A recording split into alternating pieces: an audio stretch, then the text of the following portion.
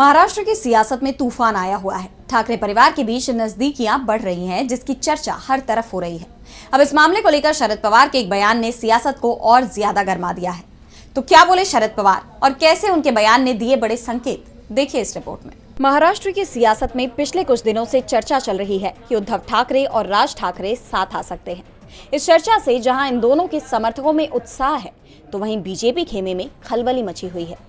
इस तरह की चर्चा ने तब जोर ज्यादा पकड़ लिया जब राज ठाकरे और उद्धव ठाकरे अपने परिवार के साथ विदेश यात्रा पर गए थे। 29 अप्रैल को राज ठाकरे विदेश दौरे से लौट आए हैं, जबकि उद्धव ठाकरे मई के पहले सप्ताह में मुंबई लौटेंगे। यही नहीं, बीजेपी की ये चिंता शरद पवार के एक बयान ने और बढ़ा दी है, क्योंकि शरद पवार ने इशारों में बता दिया कि दोनों के साथ आने की संभावना है। दरअसल जब ठाकरे बंधुओं की संभावित युति की चर्चा शुरू हुई थी, उस समय भी शरद पवार से इस विषय पर मीडिया ने सवाल पूछा था। हालांकि उस वक्त तो उन्होंने कोई प्रतिक्रिया नहीं दी थी, लेकिन अब एक बार फिर शरद पवार से इस मुद्दे पर जब सवाल किया गया तो उन्होंने इस पर टिप्पणी की। शरद पवार ने कहा कि अगर वे एक साथ आ रहे हैं तो ये अच्छी बात है। शरद पवार की इस प्रतिक्रिया को लेकर जानकारों का कहना है कि उन्होंने संकेत दे दिया कि दोनों के बीच कुछ बातचीत तो चल रही है।